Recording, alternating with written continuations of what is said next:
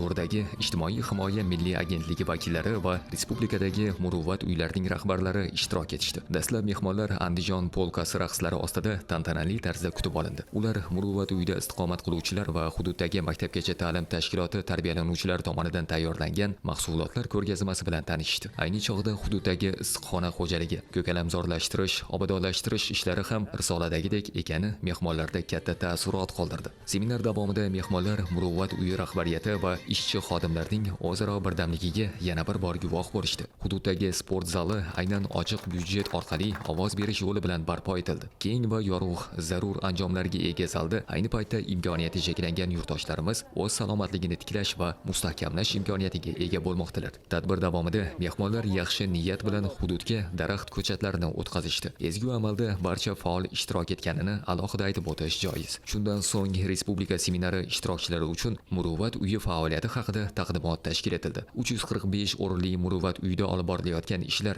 so'nggi yillarda moddiy texnik bazani mustahkamlash borasidagi sa'yi harakatlarga ham to'xtalib o'tildi. Bu borada davlat byudjetidan salmoqli moliyaviy mablag'lar ajratilayotganligi bildirildi. Shu tariqa istiqomatchilarni sog'lomlashtirish, ijtimoiylashuvini ta'minlab, jamiyatga qaytarish imkoniyati yanada ortgani qo'shimcha qilindi. 18 xil turdagi mehnat to'garaklari faoliyat olib bormoqda.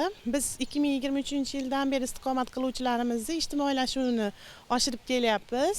Ya'ni 2023-yilda 3 nafar istiqomat qiluvchimiz uyga butunlayga ketgan bo'lsa, 2024-yilda bu ko'rsatkich yanada baland cho'qqiga chiqdi, ya'ni 24 nafarni tashkil qildi. 2025-yilda bo'lsa 11 nafarini ijtimoiylashuvini qildik. 2026-yilda shu 3-oygacha kelib bu ko'rsatkichimiz 6 nafarga yetdi. Yana bir jihati muruvvat uyi hududida kichik hajmli uy ham tajriba tariqasida tashkil etildi. Mazkur xonadonda 7 nafar ayol yashab, maishiy hayotdagi muhim ko'nikmalarni egallab kelishmoqda. Xususan, ularga taom tayyorlash, uydagi yumushlarni bajarish, non yopish kabi ko'nikmalar o'rgatib kelinmoqda. Shu tariqa ular keyinchalik mustaqil hayotda qiyinchiliklarga duch kelmay yashash imkoniyatiga ega bo'ladilar. Bu tajriba ham mehmonlarda katta taassurot qoldirdi. Bugungi kunda juda chiroyli tashkil etilgan Chuama muruvvat uyidagi mana seminardan hammamiz juda ham xursand bo'ldik va bahra oldik. Bundan bizlar ham o'z muruvvat uylarimizda mana shunaqa tashkil etishga harakat qilamiz.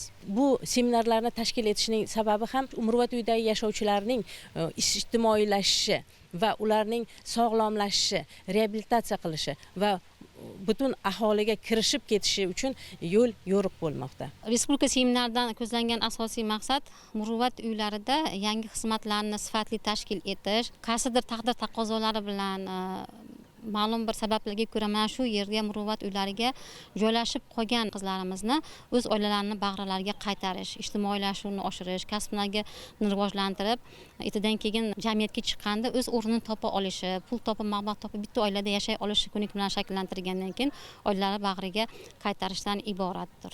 Shu bilan birga seminar davomida mehmonlar bu yerda istiqomat qiluvchilarni davolash va ularni kasb-hunarga yo'naltirish bo'yicha olib borilayotgan namunali ishlar bilan yaqindan tanishdilar. Musiqa, raqs, sport to'garaklari, fizio muolajalarni olib borish, shuningdek, ayollar tomonidan tikuvchilik, qo'g'irchoq, ko'rpa to'shak, durra tayyorlash va qo'l mehnati asosida yaratilayotgan turli bejirim buyumlar barchada katta taassurot qoldirdi. Yaratilgan sharoitlarga ham yuqori baho berildi. Bir so'z bilan aytganda, seminar ishtirokchilari uning davomida o'zaro tajriba almashish, ibratli sa'yi harakatlarni barcha muassasalarga tatbiq etish imkoniyatiga ega bo'lishdi. Yakunda esa bunday seminarlarni barcha viloyatlarda mana shu tariqa yuqori saviyada o'tkazishga ham kelishib olindi.